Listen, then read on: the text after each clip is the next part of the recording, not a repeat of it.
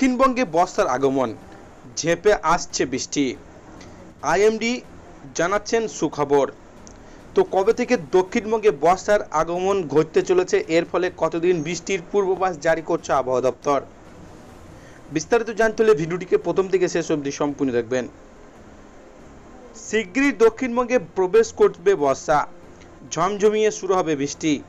তীব্র গরম আর অস্বস্তির মাঝেই খুশির খবর দিল আইএমডি।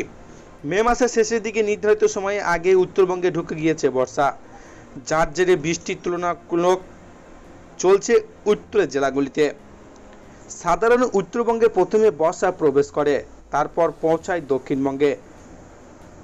আগামী 4 থেকে 5 দিনের মধ্যে ফের দক্ষিণ পশ্চিম মৌসুমী বায়ু অগ্রসর হতে শুরু করবে। আগেই আবহাওয়া দপ্তর জানিয়েছেন এবার বর্ষার দাপট বেশি থাকবে, বৃষ্টিপাত বেশি হবে, পাশাপাশি দীর্ঘস্থায়ী হবে বর্ষা। গত 31 মে বর্ষা প্রবেশ করে উত্তরবঙ্গে, তারপর থেকে প্রবল বৃষ্টিতে ভিজেছে উত্তরে একাধিক জেলা। মূলত ভুগছে উত্তরবঙ্গের ওপরে 5টি জেলা। এবার দক্ষিণ পশ্চিমী মৌসুমী বায়ু গাঙ্গেয় পশ্চিমবঙ্গে প্রবেশ করবে। আগামী 4 থেকে 5 দিনের মধ্যে দক্ষিণবঙ্গে বর্ষার আগমন। বর্ষা এখনও না ঢুকলেও আজ দক্ষিণবঙ্গের সব জেলাতেই বিক্ষিপ্ত বৃষ্টির সম্ভাবনা রয়েছে।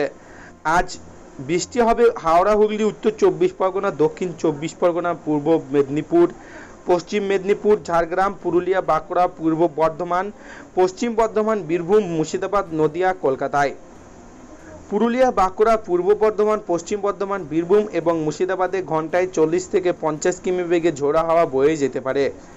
অন্যদিকে কলকাতা, হাওড়া, হুগলি, উত্তর 24 পরগনা, দক্ষিণ 24 পরগনা, পূর্ব মেদিনীপুর, পশ্চিম মেদিনীপুর, ঝাড়গ্রাম এবং নদিয়াতে ঝোড়ো হাওয়ার গতিবেগ থাকতে পারে ঘন্টায় 30 থেকে 40 কিলোমিটার।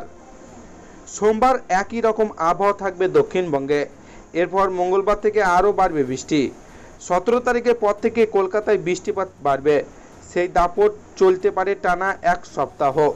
উত্তরে আলিপুরদুয়ার, কালিম্পং, জলপাইগুড়ি, দার্জিলিং, কোচবিহারে কয়েকটি জায়গাতে ভারী বৃষ্টি এবং অতি ভারী বৃষ্টির পূর্বাভাস। তো এই ছিল আজকাল লেটেস্ট খবর। ভিডিওটিকে ভালো লাগলে লাইক করবেন, চ্যানেলটিকে সাবস্ক্রাইব করে আমাদের সঙ্গে থাকবেন।